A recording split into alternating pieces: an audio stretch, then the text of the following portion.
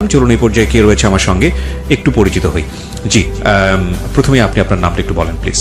আমি আরিফা। আরিফা, বয়স তো 17.5। জি। শুরুর আগে আমি আপনাকে জিজ্ঞেস করেছিলাম। তো আরিফা কোথা থেকে এসেছেন আপনি? আমি শরীয়তপুর থেকে এসেছি। শরীয়তপুর থেকে। আপনি কি আমাদের এই অনুষ্ঠানটা নিয়মিত শোনেন? হ্যাঁ, আমি ক্লাস 8 থেকে এফএম শোনা স্টার্ট করি, আর আচ্ছা। জীবন গল্প একদম শুরু থেকেই শুনি। কোনো ধরনের চেঞ্জ এসছে মানে লাইফে? কখনো কোনো কিছু কি শোনার পরে কোনো কিছু কি ফলো করতেন, বা আপনি শুনেন হ্যাঁ। কেন, আসলে শুনতে কেন, মানে রেগুলার শুনেছেন কেন? আমার কাছে ভালো লাগে এই জন্য, হয়তো বা একটা ভুল যেটা অন্য কেউ করেছে সেটার পরবর্তীতে আমি করব না, বা মনোবল যে জিনিসটা মানুষ খুব সহজেই হেরে যায়, আমার কাছে মনে হয় না খুব সহজে হেরে যাওয়া উচিত। তো এটা আপনি এই অনুষ্ঠান শুনেই মূলত পেয়েছেন। জি। Thank you so much. আমরা শুরু করতে চাই, আর আমি পুরো গল্প বলতে গিয়ে কখনো কখনো তুমি বলে ফেলবো, because you are much younger than me. So can start একেবারে যেখান থেকে বলতে ইচ্ছে করে। আমার জন্ম হয়েছিল ঢাকাতে। মা বাবা আমি আর ভাইয়া একসাথেই থাকতাম। আমি ছোটবেলা থেকে জেনে এসেছি আমার দাদা বাড়ি নানা বাড়ি দুটোই শরীয়তপুরে। জি। বেসিক্যালি দাদা বাড়ি ছিল পুরান ঢাকাতে। তো দাদার সাথে বাবার সম্পর্ক খারাপ থাকার কারণে কখনোই দাদা বাড়িতে যেয়ে ওঠা হয়নি। মানে জীবনে কখনোই যাওয়া হয়নি না, সেখানে? কখনোই না। আচ্ছা, মানে এই সম্পর্কটা খারাপের পেছনের কারণটা কি ছিল? পেছনে কারণ আমি বড় হওয়ার পরে যেটা জেনেছি যে আমার দাদা আরেকটা বিয়ে করেছিলেন, যেটা আচ্ছা। আমার বাবার পছন্দ ছিল না। আচ্ছা। So, সেই জন্য সে চলে এসেছিল। আচ্ছা। আর আরেকটা রিজন হচ্ছে দাদার কাছ থেকে আমার চাচারা যারা ছিলেন তারা জোর করে সব সম্পত্তি লিখে নিয়েছেন। ওকে। এই জন্য বাবা ওখানে আর যায়নি। আচ্ছা, তো এরপরে জানি মানে যাইনি। হ্যাঁ। ওকে, ঠিক আছে, হ্যাঁ বলেন তারপর। বেড়ে ওঠা ভালোই চলছিল। আমি ছোটবেলা থেকে ছবি আঁকতে খুব পছন্দ করতাম। মানে আপনি কি প্রথম সন্তান নাকি? না, ভাইয়া প্রথম সন্তান। তার মানে আপনারা এক ভাই এক বোন? হ্যাঁ হ্যাঁ। ভাইয়া যখন স্কুলে বাবা কি যেত, করতো? আমার বাবা গাড়ি চালাতো। বাবার ট্যাক্সি ক্যাব ছিল, Okay. সিএনজিও ছিল, একটা নিজের? বাবা চালাতো। নিজের? হ্যাঁ, হ্যাঁ। নিজের। চলছিল সবকিছু ভালোই। আমি ভাইয়ার সাথে স্কুলে যেতাম। আমার পড়াশোনা খুব ভালো ছিল বলে আমাকে প্লেতে না ভর্তি করে নার্সারিতে ভর্তি করা হয়। আচ্ছা। তো টিচার আমাকে ভর্তি করতে চায়নি, বললো যে এত ছোট বাচ্চা পারবে না। তো তবুও আম্মু বলছে যে নার্সারিতে ভর্তি করেন, যদি সে না পারে তাকে নিচের ক্লাস নামাই দিন।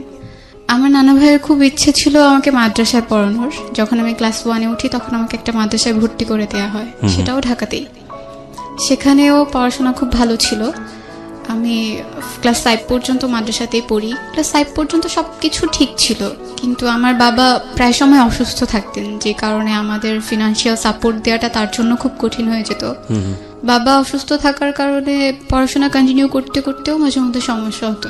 লাইক প্রাইভেট পড়তে পারতাম না ঠিক মতো, বা আমাদের ঠিক মতো বাসায় বাজার করা হতো না। তবুও মা হচ্ছে একটা জিনিস বলতো সবসময় যে না খেয়ে থাকবো, কিন্তু কাউকে বুঝতে দিব না যে না খেয়ে আছি।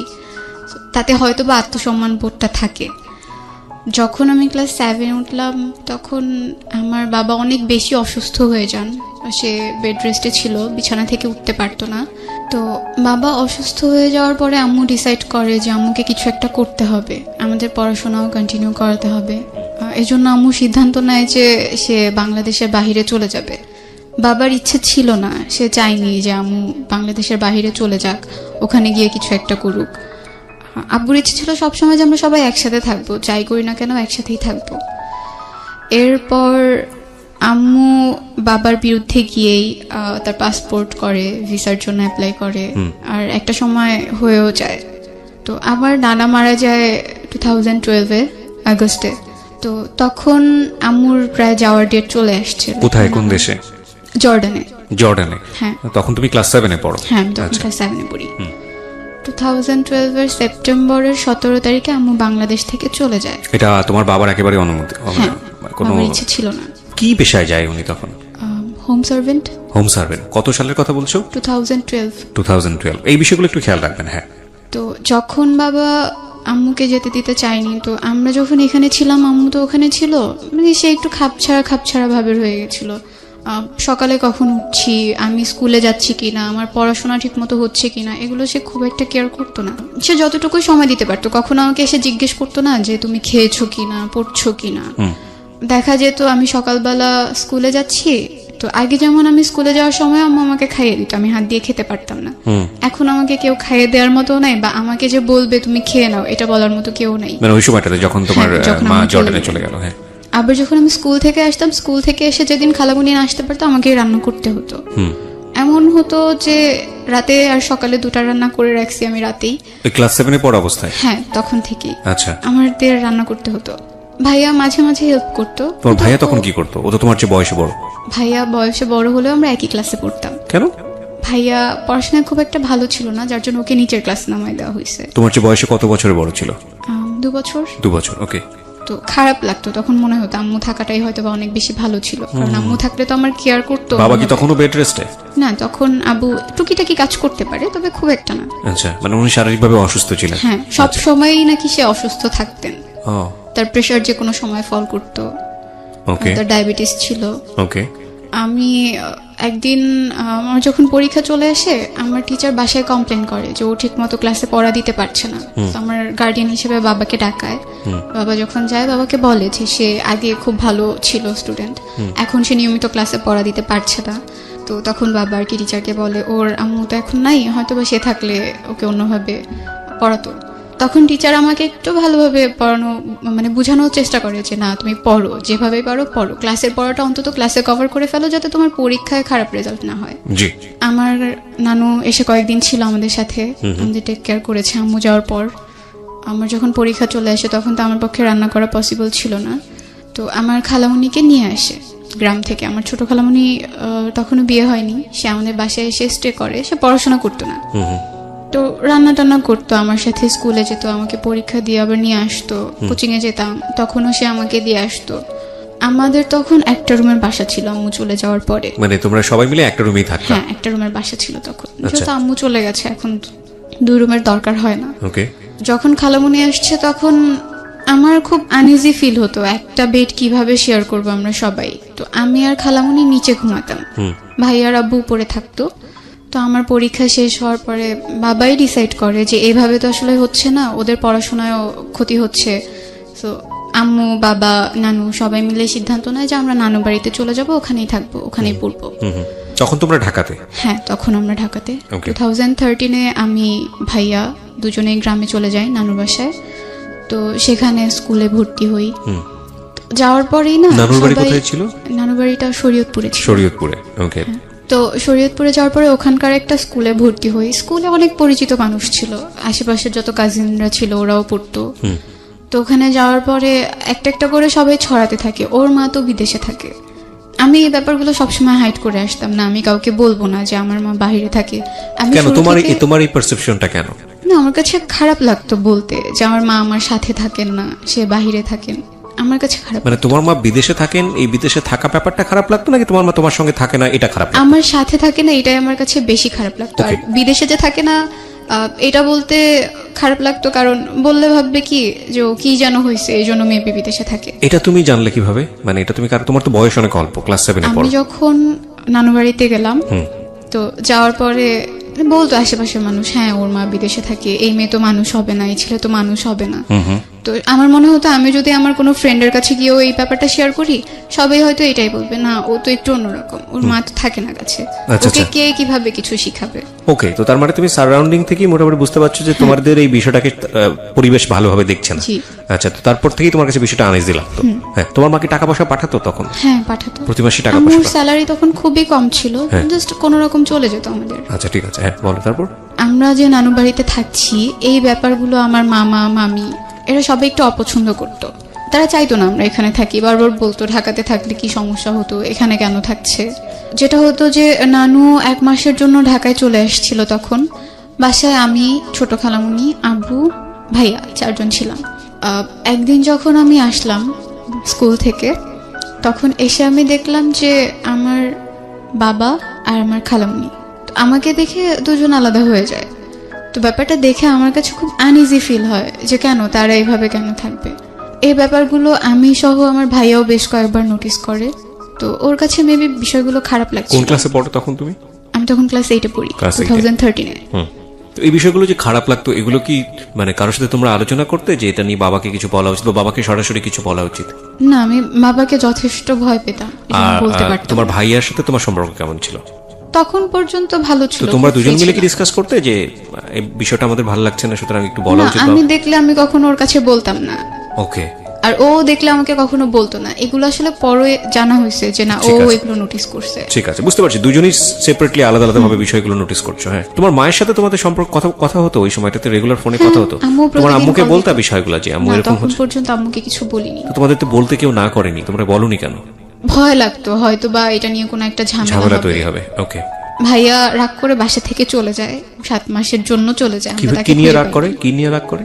এই ব্যাপারগুলো সে দেখতো, তার কাছে খুব খারাপ লাগতো। সে তো আমার চাইতে 2 বছরের বড়, একটু হলেও বুঝে আমার চাইতে। আচ্ছা, আমরা তাকে অনেক খুঁজেছি, পাইনি।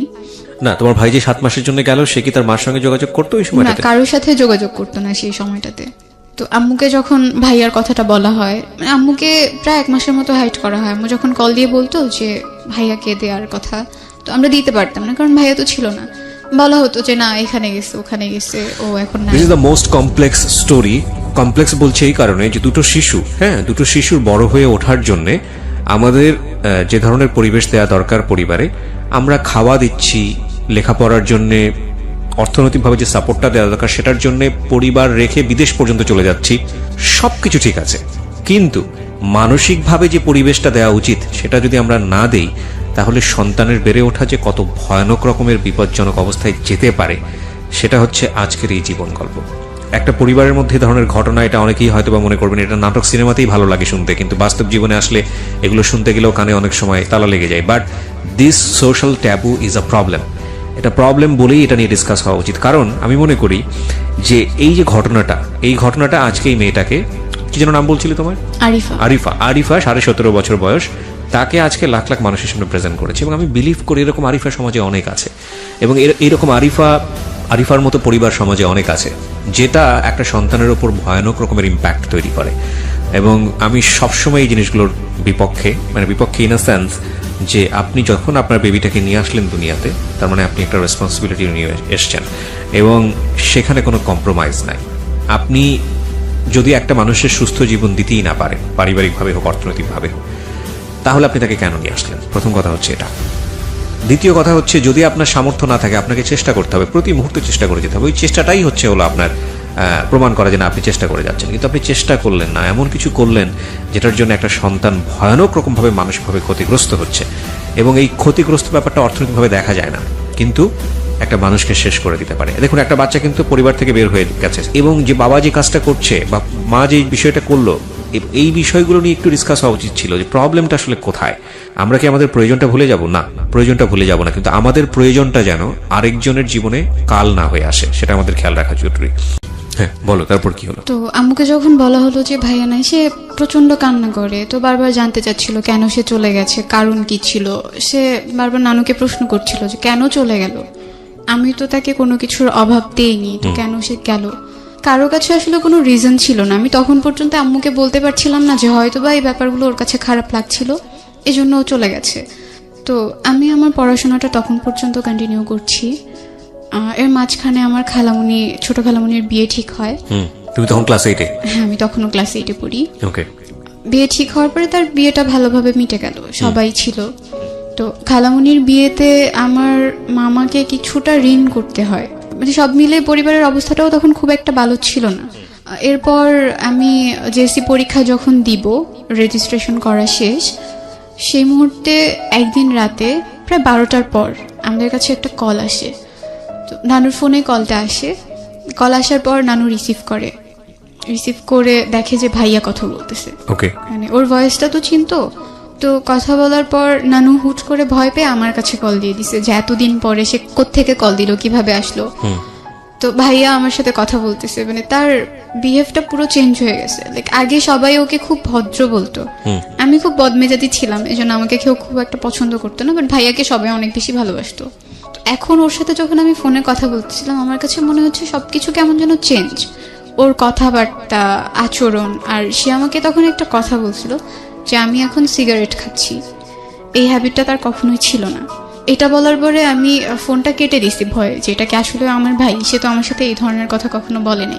ভয় পেয়ে কেটে দেওয়ার পরে নানু আমাকে জিজ্ঞেস করলো কি হয়েছে। তো আমি বললাম যে ও আমাকে বলতেছে ও সিগারেট খাচ্ছে। এটা বলার পরে সে আবার কল দিয়ে কথা বলে। তো নানু তখন জিজ্ঞেস করে আব্বুর কাছে কল দিচ্ছে কিনা বা আম্মুর সাথে কথা হয়েছে কিনা। তো তখন ও বললো যে আম্মুর তো নাম্বার নাই আমার কাছে, বাট আব্বুর সাথে কথা হয়েছে, আব্বু বলছে যে কালকে আব্বুর ওখানে যেতে, আমি কালকে ওখানে যাব। তো ও আসলো, কয়েকদিন সে ঢাকাতে ছিল, আমার মেজো খালামণির ওখানে ছিল, তারপর তাকে শরীয়তপুরে নিয়ে আসা হয়। তখনও সবকিছু ভালোই চলছে। আমার না, কিন্তু তোমরা জিজ্ঞেস করলে না তুমি কোথায় ছিলা হ্যাঁ, এতদিন জিজ্ঞেস যাবত, কি করছে। কেন সে- সিগারেট খেয়েছো, কি প্রবলেম, কি হচ্ছে? সে বলতো যে তার কাছে ভালো লাগেনি, তার পড়াশোনা ভালো লাগতো না, এই জন্য সে চলে গিয়েছিল। আচ্ছা। এক্স্যাক্ট রিজনটা সে তখন পর্যন্ত বলেনি কাউকে। ওকে। কারণ বাসায় আসার পরে সে জানে যে এখন পর্যন্ত সবকিছু ঠিকঠাক, ওই ব্যাপারগুলো এখন পর্যন্ত কেউ জানে না, এজন্য সেও বিষয়টা এড়িয়ে যায়। তো আমার যখন পরীক্ষা কাছে আসে, আমার মামারা সবাই একদিন বাড়িতে আসে, আসার পরে আমি শুনছি যে আমাকে দূরে রেখে তারা সবাই কিছু একটা নিয়ে ডিসকাস করছে, আমাকে ব্যাপারগুলো জানতে দিচ্ছে না। আমার পরীক্ষা যখন চলে আসছে তার 2 দিন আগে আমি ঘুমিয়ে পড়ছি। আমি তখন ছোট খালামণির সাথেই ঘুমাই। আমি আর খালামণি ঘুমানোর পরে রাত 2টা বাজে আমার ঘুম ভেঙে যায়। আমি প্রচুর এফএম শুনতাম, মিডনাইট পর্যন্ত এফএম শুনতাম।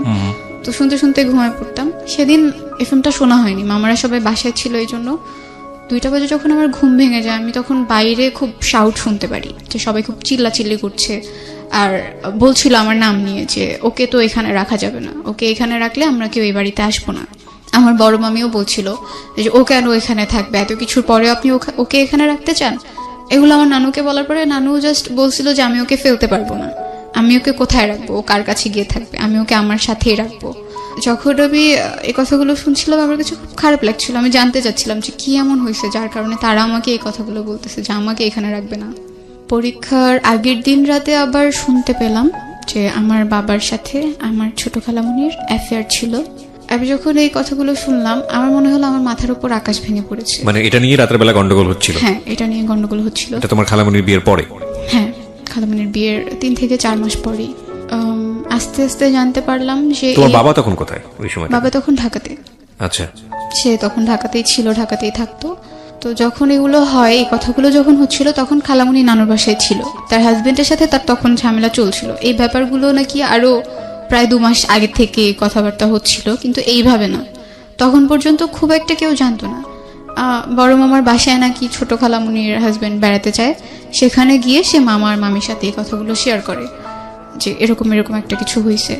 যখন আমাকে এগুলো বলা হয়, আমাকে একদম আমার নানু সামনাসামনি বলছিল যে তোর বাবাকে আমরা এত ভালো জানতাম, তোর বাবা এই কাজটা কিভাবে করলো। আমি তখন পড়ছিলাম, আমার পরীক্ষা পরের দিন। আমার কাছে প্রচন্ড খারাপ লাগছিল, আর আমি বিশ্বাস করতে পারছিলাম না যে আমার বাবা এমন কিছু একটা করতে পারে। আর এখন যে এই ব্যাপারটা অনেক দূর এগিয়ে গেছে, যেখানে আমার আম্মু আমার খালামণিকে অনেক বেশি আদর করতো, তার জামা কাপড় থেকে শুরু করে এভরিথিং আম্মুই দিত। আমার পরীক্ষার আগের দিন পর্যন্ত তো এগুলো ঠিক আছে, আম্মুর সাথে আমার তখন পর্যন্ত কথা হয়নি। আমি যে আম্মুকে ফোন দিয়ে বলবো যে মা এগুলো তো ঘটছে, তুমি কি কিছু জানো কিনা, সেই সুযোগটাও আমি পাইনি।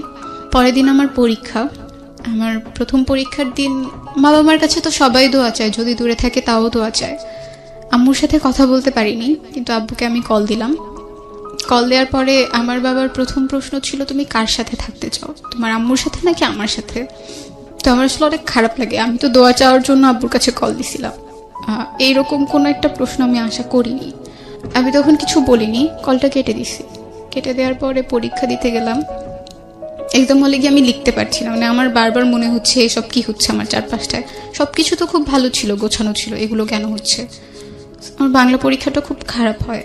তো পরীক্ষা যখন দিয়ে আসছিলাম আমি তো খুব কান্না করছিলাম। আমার 2টা খুব ক্লোজ ফ্রেন্ড ছিল স্কুলে, তো ওরা আমাকে জিজ্ঞেস করে কি হয়েছে, কান্না কেন করতেছি, সব কিছু তো ঠিক ছিল, হঠাৎ করে কি হলো। তো আমি তখন শুধু এইটুকু বলছিলাম যে আমার মামারা চায় না আমি আর নানু বাড়িতে থাকি, কিন্তু আমি এখান থেকে গিয়ে কোথায় থাকবো, আমার তো কারোর সাথে থাকার মতো জায়গা নেই। তো বলতেছে কেন, আঙ্কেল আছে না, আঙ্কেলের কাছে গিয়ে থাক, তোর তো এটা আরো ভালো একটা অপশন, ঢাকায় গিয়ে পড়তে পারবি, আবার সবকিছু আগের মতো হয়ে যাবে। আমি বললাম যে না, এটা পসিবল না, যেহেতু এখানে থাকা স্টার্ট করছে, আমি চাই এখান থেকে পড়াশোনাটা কন্টিনিউ করতে, আর নানু যতটা আদর করে এতটা আদর কেউ আমাকে করবে না। আমি পরীক্ষা দিয়ে বাসায় আসার পরে তখন এই ব্যাপারগুলো নিয়ে গন্ডগোল হচ্ছে। তো নানু তখন মামাদেরকে বলল যে ওকে যদি তোরা এখানে না রাখিস আমিও এখানে থাকবো না, আর তোর যদি ইচ্ছা হয়, আমার বড় মামাকে বলছে যে তোর যদি ইচ্ছে হয় তুই আমাকে খাবারের কোনো টাকা টুকা দিস না, আমার লাগবে না, আমি এভাবেই চলতে পারবো, যা আসে জমি থেকে সেটা দিয়ে চলতে পারবো। তো নানুর সাপোর্টটা আমার মনে হয় তখন সবচেয়ে বেশি কাজে লেগেছে মেন্টালি স্ট্রং থাকার জন্য। আম্মুর সাথে আমি ব্যাপারটা প্রথম শেয়ার করি আমার বাংলা পরীক্ষা শেষ হওয়ার পরে। আম্মু নাকি এই ব্যাপারগুলো শুনেছে, যখন থেকে কথা হচ্ছে তখন থেকেই শুনেছে, কিন্তু সে আমাকে কিছু বুঝতে দেয়নি। আর এটা নিয়ে বাবার সাথেও তার খুব ঝামেলা হয়েছে। যেটা হতো যে এই ব্যাপারের পরে বাবা আমাকে ফোন দিত না, আমি বাবার সাথে কথা না বলে থাকতে পারতাম না। আমি নিজের থেকেই তাকে দিনে 4 থেকে 5 বার কল দিতাম, কিন্তু সে রেসপন্স করতো না। কল রিসিভ করলেও বলতো যে আমি এখন ব্যস্ত আছি, পরে কথা বলি। এরপর আমি ক্লাস 9-এ ভর্তি হলাম, জেএসসি রেজাল্ট পাবলিশড হলো। রেজাল্ট খুব একটা ভালো হয়নি, তবুও আম্মু কোনো রকম খুশি ছিল। আর তখন থেকে আসলে স্টার্ট হয় আমার উপর সবার যে একটা প্রেশার। আমি কারো বাসায় গেলেই প্রথম প্রশ্ন হতো, তুই কিছু জানতি না? তুই কি কিছু দেখিস নাই? এগুলো যে ঘটছে একদিনেই ঘটে গেল, তোর কি কখনো চোখে পড়ে নাই? তখন কিছু বলার ছিল না আমার, আমি ওখান থেকে চলে আসতাম। এরপর থেকে আশেপাশের মানুষগুলোর সাথে আমি কথা বলা খুব কমিয়ে দিই, কারো বাসায় যেতাম না, সবাইকে অ্যাভয়েড করা স্টার্ট করে দিই, যে না আমি আমার মতো করে থাকবো, কাউকে লাগবে না। যখন ক্লাস 9-এ ভর্তি হলাম, ক্লাসে পারফরমেন্স ভালো থাকার কারণে টিচাররা আমাকে খুব আদর করতো, সবাই চিনতো। একদিন তখন ফেব্রুয়ারি ছিল, আমি করিডোরে দাঁড়ানো ছিলাম স্কুলে, আমার একটা ফ্রেন্ড আমার সাথে ছিল। তো আমাদের স্কুলে কলেজও আছে। হঠাৎ করে কলেজের ভাইয়েরা যখন যাচ্ছিল, আমার একটা ফ্রেন্ড বলছিল, একটা ছেলেকে দেখিয়ে বলছিল যে এই ছেলেটা তো খুব সুন্দর, আমার খুব ইচ্ছে করে এর সাথে প্রেম করতে, যদি আমাকে বলতো আমি এক পায়ে রাজি হয়ে যেতাম। তো আমি হেসে দিচ্ছি, আমি কিছু বলি নাই, বলছি ছেলেটা এতটাও সুন্দর না যে তার সাথে প্রেম করতে হবে। তো এই কথাটা বলার পরে সে আমাকে বলছে যে তুমি জাস্ট ওর সাথে ফ্রেন্ডশিপ করে দেখাও। বলছি আমি যদি এখন হুট করে গিয়ে তাকে বলি যে ভাই আমি আপনার সাথে ফ্রেন্ডশিপ করবো, সে তো আমাকে একটা চড় দিয়ে দিবে, পিচ্চি মেয়ে কোত্থেকে আসছে ফ্রেন্ডশিপ করতে। এটা বলার পরে সে বলতেছে আমি তোমাকে ফোন নাম্বার কালেক্ট করে দিব এনিহাও, বাট তোমার ওর সাথে ফ্রেন্ডশিপ করে দেখাতে হবে, যদি তুমি না পারো তুমি স্কুলে আসবে না। লাইক একটা চ্যালেঞ্জের মতো হয়ে গেছে। তো আমি বললাম ওকে ফাইন, তুমি যদি আমাকে নাম্বার কালেক্ট করে দিতে পারো আমি দেখবো বাকিটা কিভাবে কি করা যায়। তখন পর্যন্ত আমার কোনো পার্সোনাল ফোন ছিল না।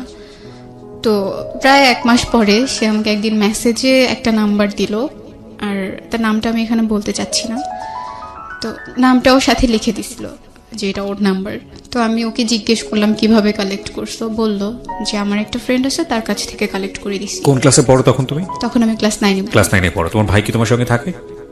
না, ভাইয়া তখন ঢাকাতে থাকতো, ঢাকাতে আব্বুর সাথে, বাবার সঙ্গে থাকতো। হ্যাঁ। তুমি থাকতো তোমার নানুর সঙ্গে? হ্যাঁ। আচ্ছা। তো আমি সেদিন রাতেই একটা মেসেজ দিই, মেসেজ দেওয়ার পরে হ্যাঁ ছেলেটাকে মেসেজ দিই। ছেলেটা কি তোমাদের স্কুলের কলেজ সেকশনে পড়তো? হ্যাঁ হ্যাঁ। ওকে।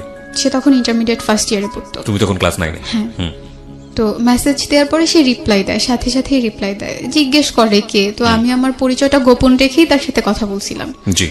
আমি যখন তাকে মেসেজ দিছি তখন আমি আমার ফ্রেন্ডকে বললাম যে আমি তো তাকে মেসেজ দিছি, সে রিপ্লাই দিছে। তার আগে তুমি আমাকে একটু বলো, সেটা হচ্ছে যে আমি এখান থেকে আবার শুনবো তোমার কাছে, কিন্তু এটা নিয়ে তোমার বাবার সঙ্গে তোমার যোগাযোগ হতো, তোমার বাবা বিষয়টাকে ডিনাই করতো, মানে তোমার সঙ্গে কথা বলতে চাইতো না। বিষয়টা এরকম ছিল যে বাবা তোমাকে যে প্রশ্নটা করেছিল যে তুমি কার সঙ্গে থাকবা, বাবার সঙ্গে থাকবা নাকি ওখানে থাকবা, সেটার সিদ্ধান্ত আসলে এসে পায়নি, বা তুমি বাবার সঙ্গে থাকছো না এই কারণে বাবা তোমার উপর রাগ করেছিল, বিষয়টা কিরকম? না, বিষয়টা এমন না, বাবা আসলে চাইতোই না, সে আমাদেরকে দূরে সরাতে চাচ্ছিল আস্তে আস্তে, সে চাচ্ছিল তার মতো করে আলাদা থাকতে। আচ্ছা। আর আম্মুও চাইতো না যে আমি বাবার সাথে কথা বলি, বাবার সাথে সম্পর্ক রাখি। আর ভাইয়া থাকতো, ওর তো ঢাকায় থেকে আবার পড়াশোনা করা স্টার্ট করে দিছে, ওর ওখানে থাকার মতো খুব একটা জায়গা ছিল না, তো এই জন্য ও বাবার সাথে থেকেই পড়াশোনাটা করতো। তুমি এই ঘটনা ঘটার পরে মার সঙ্গে কি এই বিষয়গুলো নিয়ে কথাবার্তা হলো? মা কি তোমাকে কিছু জিজ্ঞেস করেছিল এই বিষয়গুলো নিয়ে? আম্মু আমাকে কিছু জিজ্ঞেস করেনি। আমি যখন পরীক্ষা দিয়ে আসার পর আম্মুর সাথে কথা বললাম, আমার খুব মন খারাপ ছিল, পরীক্ষা তো ভালো হয়নি, তার উপর বাসায় এত কথা হচ্ছে। তো আম্মুকে আমি বললাম যে মা আমার পরীক্ষা ভালো হয়নি। জিজ্ঞেস করলো কেন, আমি বললাম বাসায় এরকম এরকম কথা হচ্ছে, তারা আমাকে এখানে রাখতে চাচ্ছে না, কারণটাও বললাম। তো বলতেছে আচ্ছা ঠিক আছে, তুমি কয়েকদিন থাকো, পরীক্ষাটা দাও, তারপর দেখা যাবে কি হয়। তো ওই ছেলেটাকে আমি যখন মেসেজ দিই তখন আমি আমার ফ্রেন্ডকে সাথে সাথে ইনফর্ম করলাম যে আমি তো ওকে মেসেজ দিছি। আমার ফ্রেন্ড যার কাছ থেকে ফোন নাম্বারটা এনে দিছে তাকে সাথে সাথে বলে দিছে যে তাকে তো মেসেজ দিছে, সে তো রিপ্লাই দিছে। এটা বলার পরে সেই ছেলেটা আবার এই ছেলেটাকে নক করে মেসেজে যে তুমি কার সাথে কথা বলতেছো মেসেজে, আমি কিন্তু জানি। তো তখন আর কি তাকে জিজ্ঞেস করে নাম বলো, কার সাথে কথা বলতেছি, কে আমাকে মেসেজ করছে, তার অ্যাড্রেস দাও। তো আমি একটা মিথ্যা অ্যাড্রেস দিয়ে তো পরিচয়টা স্টার্ট করি, সে সেই অ্যাড্রেসটাই বলে, সেও জানতো না আসলে আমি কে।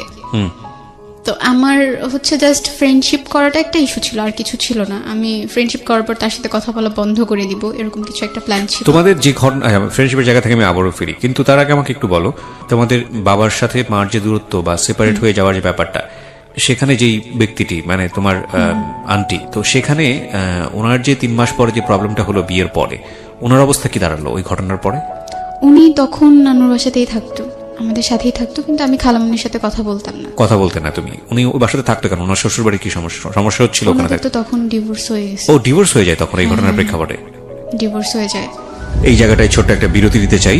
It's a very complex story অবশ্যই, এবং যতটুকু পরিমাণ শুধু আপনাদেরকে বোঝানোর জন্য যাওয়া প্রয়োজন আমরা ততটুকুই যাচ্ছি। আমরা দেখানোর চেষ্টা করছি যে অর্থনৈতিকভাবে সাপোর্ট একটা ফ্যামিলির জন্য খুবই গুরুত্বপূর্ণ। সেটা করতে গিয়েও অনেক সময় কত বড় বড় স্যাক্রিফাইস করতে হয়। এই যে দেখুন, ওনার মা যে গেছে বিদেশে, কিসের জন্য গেছে? এই পরিবারের জন্য, সন্তানদের জন্য গেছে। তো সেই সন্তানরাই যদি একটা বেটার এনভায়রনমেন্ট না পায়, তাহলে গিয়ে কি লাভটা হলো? এটা একটা বিষয়। আরেকটা যেটা হচ্ছে যে বাবার এইখানে কতটুকু নিজেকে সতর্ক রাখা উচিত ছিল, সেটা একটা বিষয়। এবং দিন শেষে যে ছেলেটা বারবার বাইরে চলে যাচ্ছে এবং এই মেয়েটার ভবিষ্যৎ কোন দিকে যাচ্ছে, এটা অনেক গুরুত্বপূর্ণ বিষয়। আমরা শেষ পর্যন্ত শুনবো আশা করি, কারণ আমরা বিশ্বাস করি যে একটা গল্প হয়তো আপনার পরিবারের এরকম অনেক ফাটল আজকে বন্ধ করে দেবে।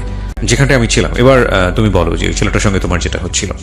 তো সে মেসেজ করতো, দেন আমি তাকে বললাম যে আমি তার সাথে ফ্রেন্ডশিপ করতে চাই। এটা করার পরে বললো ওকে ফাইন, প্রবলেম নাই। তো আমি যখন স্কুলে যেতাম, দেখা যাচ্ছে আগে তো তাকে আমরা ওভাবে কোনো কিছু বলতাম না, এখন যখন ফ্রেন্ডরা একসাথে হচ্ছি, কিছু একটা বলছি বা তাকে দেখে হাসছি, এই ব্যাপারগুলো সে বুঝতে পারতো। আর তখন সে ধরে নিছে যে হ্যাঁ, এই সার্কেলটার মধ্যে থেকে কেউ একজন হচ্ছে আমি। তো একদিন আমি বিকেলে গিয়ে তাকে কল দিলাম, তখন মাত্র 1 সপ্তাহের মতো তার সাথে আমার কথা হয়েছে। কল দেওয়ার পরে সে বলতেছে আমি তো আপনাকে চিনি। বললাম বলেন আমি কে? বলছে না আমি আপনাকে চিনি, কালকে স্কুলে যান তখন বলবো যে আপনি কে।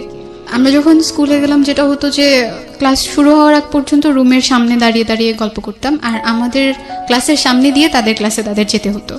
আর সে যখন ওখান দিয়ে যাচ্ছিল, হঠাৎ করে আমাদের দিকে খুব রাগী একটা ভঙ্গিতে তাকালো, মানে সে বুঝালো যে হ্যাঁ সে আমাকে চিনে। তা আমরা কিছু বলিনি, সবাই একরকম করেই হাসছি। এরপর আবার বাসায় আসলাম, দেন আমি তাকে বললাম আপনি তো আমাকে খুঁজে বের করতে পারলেন না। তো এটা বলার পরে সে বলতেছে আচ্ছা ঠিক আছে, আমি তো খুঁজে বের করতে পারিনি, আমি ব্যর্থ। আপনি একটা কাজ করবেন, কালকে যখন স্কুলে যাবেন, স্কুলের মেইন গেটের সামনে ব্লু বল পেন হাতে দাঁড়ায় থাকবেন। তো স্কুলে যাওয়ার পরে আমি আমার ফ্রেন্ডদের সাথে ব্যাপারটা শেয়ার করি। তো হুট করে আমার একটা ফ্রেন্ড বলে ওঠে আমরা সবাই ব্লু বল পেন হাতে দাঁড়ায় থাকবো, সো দেখবো সে কিভাবে খুঁজে বের করতে পারে। স্কুল গেটে গেলাম, সেখানে সবাই একটা করে ব্লু বল পেন হাতে দাঁড়ায় আছি। তো সে আর তার সাথে তার একটা ফ্রেন্ড ছিল, দুজন এসে মানে হতভম্ব হয়ে যায়, সবার হাতে ব্লু বল পেন, কোনটা আসলে ওই মেয়েটা। তো এটা ভেবে তারা আর কি চলে যায়, একটু লজ্জাও পায় যে আসলে খুঁজে বের করতে পারেনি। তো চলে যাওয়ার পরে বাসায় গিয়ে সে আমাকে জিজ্ঞেস করে যে আপনি এবার আপনার পরিচয়টা দিতে পারেন। তো আমি আমার নাম বললাম, আমার ডাকনাম হচ্ছে মিম, বাসা আমাকে সবাই মিম ডাকে। বাসা কোথায় সেটাও জিজ্ঞেস করে, তো আমি নানু বাসার অ্যাড্রেসটা দিই।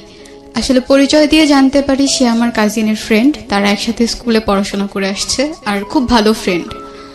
এটা জানার পরে সে আমার কাজিনকে জিজ্ঞেস করে এই নামের কি তোদের ওখানে কোনো মেয়ে আছে? বললো হ্যাঁ আছে। তো সে যেটা করে, আমার নানু বাসার কাছে এসে আমাকে একটা মেসেজ দেয় যে আপনি একটু বের হন। আমার নানু বাসার কাছেই নদী ছিল, আমাকে বললো নদীর ওখানে যেতে।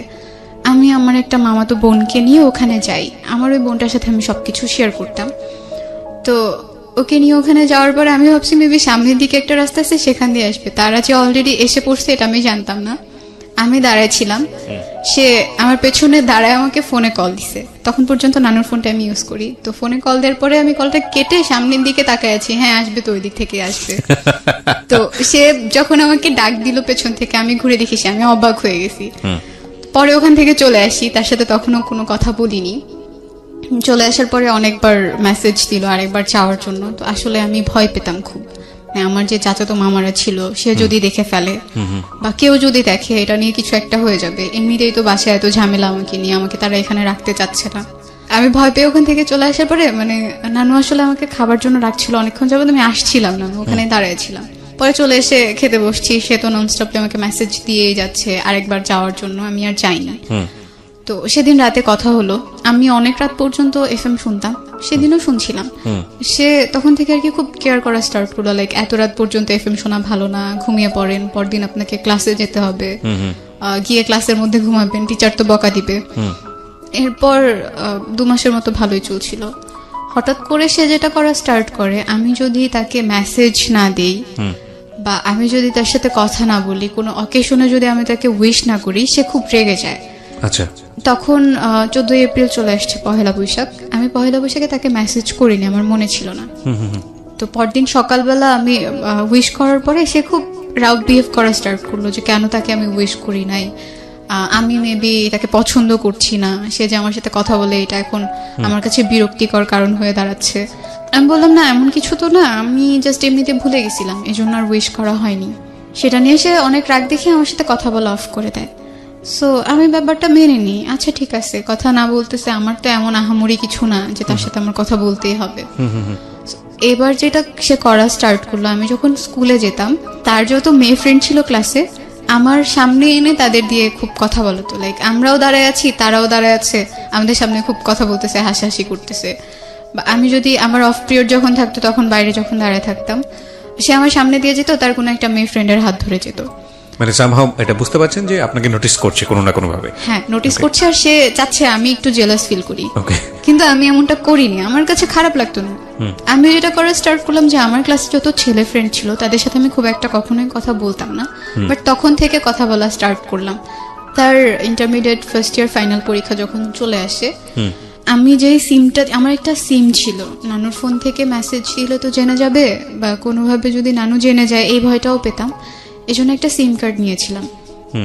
সেই সিম কার্ডটা আমি অফ করে দিই যখন সে আমার সাথে কথা বলা বন্ধ করে দেয়।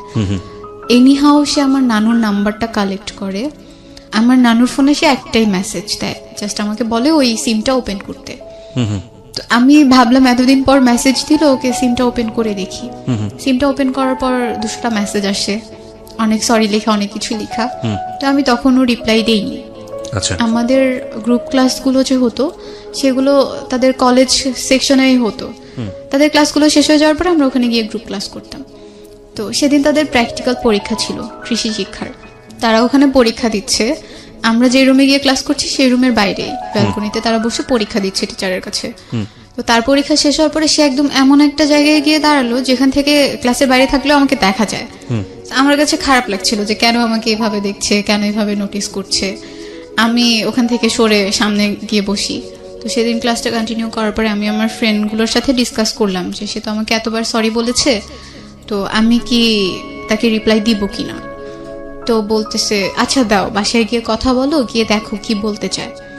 তো আমি বাসায় গিয়ে তাকে মেসেজ দেই, দেওয়ার পরে আবার সবকিছু নর্মাল হয়। সে অনেকবার সরি বলার পরে আবার কথা বলা স্টার্ট করি। আমাদের ফোনে খুব কম কথা হতো, হয়তো 2 সপ্তাহে একবার ফোনে কথা হতো, বেশিরভাগ সময়টা মেসেজে কথা বলতাম। 2-3 দিন যাওয়ার পরে আমি একদিন বলি যে আমার প্রচন্ড মাথা ব্যথা করতেছে, এখন মেসেজ করতে পারবো না, আমার খারাপ লাগতেছে। সে তখন আমাকে একটা মেসেজ পাঠায় যে বাসা তো খুব কাছে, আমি কি আসবো, দেখে যাবো। বলছি না, আপনার আসার দরকার নেই, আপনি কেন আসবেন। তো সে বলতেছে ওকে ফাইন, আমি মেসেজ করতেছি, যদি খারাপ লাগে তখন বলবেন যে হ্যাঁ খারাপ লাগতেছে। আর এর মাঝখানে সে আরেকটা টেক্সট করে যে আমি আপনার মাথায় হাত বুলাই দিয়ে আপনি ঘুমায় যান। তো ব্যাপারটা একটু আমার কাছে অন্যরকম লাগে, হঠাৎ করে এই কথাটা সে আমাকে কেন বলবে। দেন আমি আবার পরের দিন স্কুলে গেলাম, স্কুলে গিয়ে ফ্রেন্ডদের সাথে এই ব্যাপারগুলো শেয়ার করলাম, সে তো এগুলো বলতেছে। তো ওরা এমন একটা ভাব নিয়ে আমাকে একটা কথা বললো, এই ছেলে তোমাকে প্রপোজ করবে, জীবনেও না, এটা তো জাস্ট সে এমনি বলে ফেলছে কথার প্রসঙ্গে। আমি বললাম আচ্ছা আমি কি দেখতে এতটাই খারাপ, এতটাই কুৎসিত যে আমাকে সে প্রপোজ করতে পারবে না। বাসায় চলে আসি, আবারও তার সাথে কথা বলা স্টার্ট করি। তো একদিন হুট করে সে আমাকে রাতে প্রপোজ করে বসে। তো করার পরে আমি সেদিন তাকে বললাম, এসএমএস এর মাধ্যমে করে, মানে কি হ্যাঁ মেসেজই করে। আচ্ছা, তো সে যখন প্রপোজ করে আমি তাকে না করে দিই, রিফিউজ করে দিই। করার পরে সে বললো ওকে ফাইন, তুমি যদি সময় নিতে চাও সময় নিতে পারো, আমার কোনো প্রবলেম নেই, আর আমি জোর করছি না, আমার জোর করার দরকারও হবে না। তখন থেকে সে যেটা করলো, কলেজে আসা কমিয়ে দিল। সে চেষ্টা করছিল ট্রান্সফার হওয়ার অন্য কোনো কলেজে, সেটার জন্য অ্যাপ্লাই করেছে। তো আমার সাথেও তার খুব কম দেখা হতো। একদিন আমি একটা বিয়ের অনুষ্ঠানে গিয়েছিলাম, সো আমি একটা ব্ল্যাক কালারের ড্রেস পরা ছিলাম। তো সেদিন যখন আমি আসছি তার সাথে আমার রাস্তায় দেখা হয়, সেও একটা ব্ল্যাক কালারের ড্রেস পরা ছিল। তো দিন বাসায় আসার পরে মানে বলতেছে হ্যাঁ আজকে তো ম্যাচিং হয়ে গেছে ড্রেসেও। ম্যাচিং হয়ে গেছে, এটা তো আহামরি কিছু হয়নি, ম্যাচিং হলেই কি আর না হলেই কি। তো সে বলতেছিল যে হ্যাঁ আপনি মেবি আমার মেসেজে বিরক্ত হচ্ছেন, আমি আর মেসেজ করবো না। বললাম ওকে ফাইন, মেসেজ করার দরকার নাই। তবুও করতো, হঠাৎ করে 2-1টা মেসেজ করতো, আবার করতে করতে কথাও হতো অনেকক্ষণ পর্যন্ত। এর মাঝখানে যেটা হয় যে কোনোভাবে আমার নানু বুঝতে পারে ব্যাপারটা যে না ও কিছু একটার মধ্যে আছে, কারোর মানে সাথে আপনি কথা কিছু একটার বলতেছে। মধ্যে ফল ইন হচ্ছেন। হ্যাঁ, হ্যাঁ, নানু আমাকে একদিন জিজ্ঞেস করে তুমি কি কারোর সাথে কথা বলো। আমি আসলে এই প্রশ্নটার জন্য তখনও প্রস্তুত ছিলাম না। আমি বললাম না তো, আমি কারোর সাথে কথা বলি না, সবকিছু ঠিক আছে। তো যেটা হয় যে সে আমাকে একদিন রাতে বলল সে বাংলাদেশে বাইরে চলে যাওয়ার জন্য ট্রাই করতেছে, চলে যাবে, পড়াশোনা আর করবে না, এখানে স্টপ থাকবে। তো এটা বলার পরে আমার খারাপ লাগে যে কেন চলে যাবে, এখানেই থাকতো, পড়াশোনা করতো, কথা তো হচ্ছিলই, ফিল করতেছিলাম কিছু একটা হয়তো বা হচ্ছে। আর যেটা হতো আমার তো খুব একটা ফ্রেন্ড ছিল না, আমার সবসময় লোনলি ফিল হতো যে আমার সাথে কথা বলার মতো কেউ নাই, আমাকে কেয়ার করার মতো কেউ নাই, আমি কোথাও গেলে আমার সাথে ঘুরতে যাওয়ার মতো কেউ নাই। তো একদিন রাতে সে আমাকে বললো তার পাসপোর্ট হয়ে গেছে, এখন সে ভিসার জন্য অ্যাপ্লাই করবে, সে চলে যাবে। ছেলেটার নাম কি ছিল? ওকে আমি মুশি বলে ডাকতাম। ঠিক আছে, you can call her Mushi, no problem. হ্যাঁ, Okay. তো বিদেশ কেন যাচ্ছে? তার পড়তে ভালো লাগে না, এই জন্য সে চলে যাবে। ওকে। তো একদিন সে বলল যে সবকিছু ডান, এখন সে চলে যাবে, শুধু ডেটটা আসা বাকি। তো সেদিন রাতে অনেকক্ষণ পর্যন্ত কথা বলছি। তো সে আমাকে সেদিন একটা কথা বলছিল যে আজকের পরে হয়তো আর কখনো কথা হবে না, কারণ 2-1 দিনের মধ্যে তো আমি চলে যাব, এই কয়েকদিন অনেক ব্যস্তও থাকবো, সারাদিন তো আর মেসেজ করা পসিবল না, যেহেতু আমরা ফোনে কথা বলি না। তো আমি মেনে নিলাম, আচ্ছা ফাইন। তো সেদিন রাতে অনেকক্ষণ পর্যন্ত কথা বলতে বলতে আমি তার প্রতি অনেক বেশি উইক হয়ে গেছিলাম, কথা না বলে থাকতে পারতাম না, কথা বলতেই হতো, সেটা মেসেজের থ্রুতেই হোক বা ফোনের থ্রুতেই হোক। তো ওই দিন রাতে আমি তাকে সে আমাকে প্রপোজ করেছিল, সেটার অ্যান্সার দিয়ে দিই যে না I can't live without you, আমার লাগবেই আপনাকে, আমার আপনার সাথে কথা বলা লাগবেই, আমি থাকতে পারবো না এইভাবে। তো সে বললো আচ্ছা ঠিক আছে, দেখি কি করা যায়। তো আমি তাকে খুব রিকোয়েস্ট করি বাংলাদেশের বাইরে না যাওয়ার জন্য। তো তাকে আমি যেতে না করার পরে সে বললো আচ্ছা আমি বাসায় কথা বলে দেখি, যেহেতু আমি সবার ছোট আর আমার বড় আমার বোনরা আছে, আমার দুলা ভাইরা আছে, তাদের সাথে আমি কথা বলে দেন তোমাকে জানাবো। তো 2 দিন পরে সে বললো ওকে ফাইন, আমি যাচ্ছি না, আমি পড়াশোনাটা কন্টিনিউ করবো। তো এর মাঝখানে বাসায় প্রবলেম গুলো চলছিল, আব্বু টোটালি আমাদের সাথে যোগাযোগ করা অফ করে দিছে, খুবই রেয়ার তার সাথে আমার কথা হতো। ভাইয়ার কাছ থেকে জিজ্ঞেস করতাম সে কেমন আছে, ঠিক মতো খাচ্ছে কিনা। তো ভাইয়ার কাছ থেকে আপডেট পেতাম বলে বাবাকে আমিও কল করা অফ করে দিই, যেহেতু সে আমাকে ওভাবে কথা বলতে চায় না আমার সাথে, একটু এড়িয়ে চলছিল। তার মুশির সাথে আমি আমার ফ্যামিলির ব্যাপারগুলো তখন পর্যন্ত শেয়ার করিনি। আমি ভয় পেতাম যদি আমি এগুলো বলার পরে সে আমার সাথে রিলেশনটা না রাখে, এই ভয়গুলো কাজ করতো বলে আমি কখনো তার কাছে বলিনি। আর সেও কখনো আমাকে জিজ্ঞেস করেনি আমি নানু বাড়িতে কেন থাকি। ক্লাস 9টা এভাবে পার হয়ে গেল। আমি যখন ক্লাস 10-এ উঠলাম তখন আমার আম্মু বাংলাদেশে আসেন। তো আম্মু যখন বাংলাদেশে আসেন আমাকে বলা হয় যে আম্মু বাংলাদেশে আসবেন, ভাইয়া তাকে রিসিভ করতে যায়। আম্মু আমার ছোট মামার বাসায় উঠে, মামার বাসা ঢাকাতেই ছিল। তো আমি আর নানু গ্রাম থেকে ঢাকাতে যাই। যখন ঢাকাতে যাব তখন নানুর হাতে টাকা ছিল না। তো আমি টিউশন পড়াতাম, আমার 2টা কাজিনকে পড়াতাম। মানে আমি এতটা খুশি ছিলাম আম্মুকে দেখবো যে আমি সেই টাকাগুলো সব নানুকে দিয়ে দিছি, বলতেছে এটা দিয়ে আমরা ঢাকায় যাব, আম্মুর জন্য কিছু একটা কিনবো, এতদিন পর সে আসতেছে। তো আমি যখন ঢাকায় যাই, আমি গিয়ে আমার বড় মামার বাসাতে উঠি নানু সহ। আম্মু আসে ভাইয়ার সাথে। আম্মু যখন আসে সে আমাকে ওভাবে না খেয়াল করেনি, মানে সে চিনতে পারতেছিল না। সে ভাবতেছিল কত বছর পরে আসলো বলো তো? আম্মু প্রায় 2.5 বছর। 2.5 বছর পরে। আচ্ছা। তো আমি অনেক রোগা হয়ে গেছিলাম, খুব কালো হয়ে গেছিলাম। সে ওভাবে আমাকে বুঝতেই পারেনি যে এটাই আমি হব। সে একটু অবাক হয়ে গেছে আমাকে দেখে। তো এটা বলার পরে আমি হেসে দিছি। তো আম্মু আমাকে জড়ায় ধরলো, হাক টাক করলো। যেদিন প্রথম 2 বছর থেকে 2.5 বছর পর আমি আম্মুর সাথে শুলাম রাতে, অনেক গল্প করলাম এতদিন কি হয়েছে। আম্মুর সাথে অনেক গল্প করার পরে পরের দিন আমরা শপিং করতে যাই মামি সহ। সেখান থেকে আমরা শপিং টপিং করে বাসায় আসি। তো আর কি সব ধরনের কথাই তখন পর্যন্ত বাসায় হয়। খালামুনির সাথে বাবার ওই অ্যাফেয়ারটার কথাও তখন হচ্ছিল। তো আম্মুকে মামা অনেক দোষারোপ করছিল আম্মু বলতেছিল আসলে আমার কিছু করার নেই, এটা আমার ভাগ্যে ছিল, এই জন্য হয়ে গেছে, এখন আমি কি করতে পারি। বাট আমি চাই আমি আমার ছেলে মেয়ে নিয়ে সবসময় একসাথে থাকবো, সুখে থাকবো। আচ্ছা, আর আমি কোনো বিয়েও করব না। এই ডিসিশনটা আম্মু তখনই নেয়। আর তখন থেকে আমি ঠিক করি যে জীবনে যাই করি না কেন, যত বড়ই হই না কেন, আম্মুর জন্য করব প্রত্যেকটা জিনিস। আর তার জন্য হলেও আমাকে এমন একটা লেভেলে গিয়ে দাঁড়াতে হবে, স্ট্যাবলিশ হতেই হবে, যাতে মানুষ আমাকে কোনো কিছু না বলতে পারে বা আমার মাকে কোনো কিছু না বলতে পারে। যখন ক্লাস 10 উঠলাম তখন আম্মু আমার সাথে গ্রামে চলে আসে নানুর বাসায়। নানুর বাসায় তো তখন আমি আর নানুই থাকতাম, কারণ আমার ছোট খালামণির তখন আরেকটা বিয়ে হয়ে গেছে। তো খালামণির বিয়ে হয়ে যাওয়ার পর খালামণি শ্বশুর বাড়িতে থাকে, আমি নানু আম্মু একসাথে থাকতাম। আস্তে আস্তে অনেক মাস থাকার পরে আম্মু ডিসাইড করে আম্মু আর যাবে না জর্ডান, সে অন্য কোথাও যাওয়ার ট্রাই করবে। ভাইয়াও ছিল, ভাইয়াও থাকতো আমাদের সাথে, সে ঢাকাতে পড়তো, তখন আসতো। ভাইয়ের সাথে না আমার খুব ঝগড়া হতে লাগলো, তখন ও আমাকে সহ্য করতে পারতো না, আম্মু আমাকে প্রচন্ড আদর করতো এই জন্য। আচ্ছা, তো ওর সাথে জেলাসি হওয়ার কারণে ঝগড়াটাও অনেক বেশি হতো, তো সম্পর্কটাও আস্তে আস্তে খারাপ হতে থাকে। আমি ওর সাথে খুব একটা কথা বলতাম না, কারণ কথা বলতে গেলেই সে রেগে যায়, আমার সাথে ঝগড়া করে। এরপর সাথেও আমার কন্টিনিউয়াসলি কথা হচ্ছে। কথা বলার প্রসঙ্গে আমি একদিন ওকে বলি যে আমার আম্মু তো আগে বাংলাদেশের বাইরে থাকতো, আম্মু এখন বাংলাদেশে এসেছে। তো বলছে আচ্ছা ঠিক আছে। এরপরে একদিন আম্মুকে দেখতে চাইলো। ওদের বাসার খুব কাছে আমার একটা নানু বাড়ি ছিল, আমি সেখানে বেড়াতে যাওয়ার পরে সেদিন প্রথম ও আম্মুকে দেখে। ওদিন ওভাবেই যায়। যাওয়ার পর একদিন আমার নানু কথা প্রসঙ্গে আম্মুকে বলে, মানে নানু কিভাবে যেন জেনে ফেলে যে আমার কারোর সাথে একটা সম্পর্ক চলছে।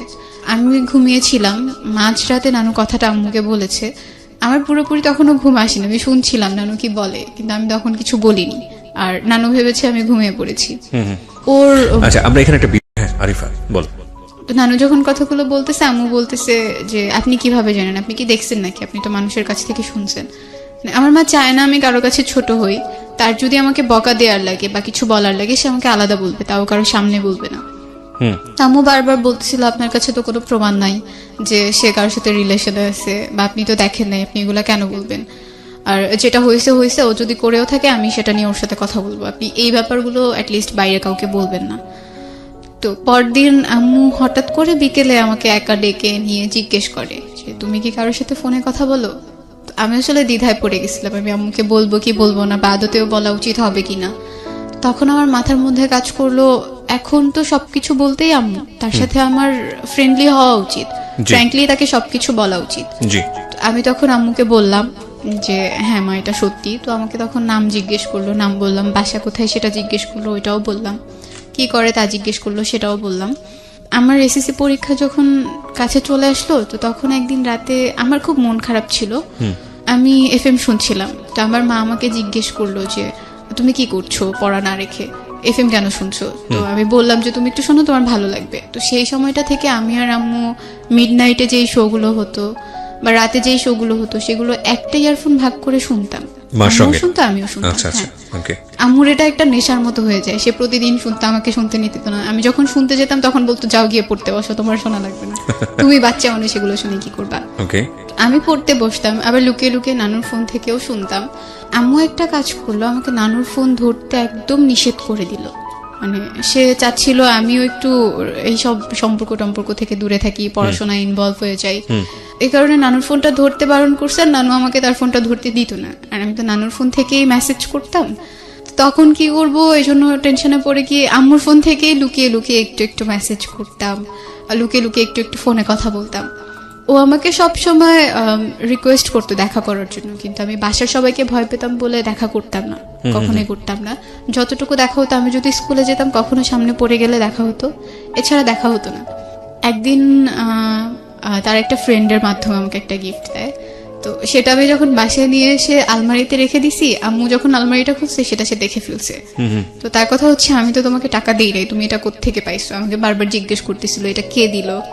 আমি তখন আম্মুকে বললাম, বলার পরে বলতেছে ওকে ফাইন, গিফট নিয়ে আসছো ভালো কথা, এটা তো এখন রিটার্ন করতে পারবো না, করলেও হয়তো সে এটা নিবে না, এরপর থেকে তুমি কখনো তার কাছ থেকে কোনো গিফট আনবে না, কোনো কিচ্ছু আনবে না, আমি যদি দেখি তুমি আনছো তো তোমাকে মাইর দিব। তো আমি বললাম আচ্ছা ঠিক আছে আনবো না। আমার মা আমাকে একটা কথা বলছিল ওই দিন, যে এমন কিছু করো না যাতে সেও খারাপ থাকে তুমিও খারাপ থাকো, বা আমার মতোই তোমার সাথে কিছু একটা ঘটে। জি। তখন থেকে না এই ব্যাপারগুলো আমাকে খুব টাচ করা স্টার্ট করলো। আমার মনে হতে থাকলো, হ্যাঁ, আমার যদি বিয়ে হয়, বিয়ের পরে যদি আম্মুর মতো কিছু একটা আমার সাথে ঘটে, আমারও যদি সেপারেশন হয়ে যায় বা ডিভোর্স হয়ে যায়, এই ব্যাপারগুলো খুব বেশি টাচ করতো আমাকে।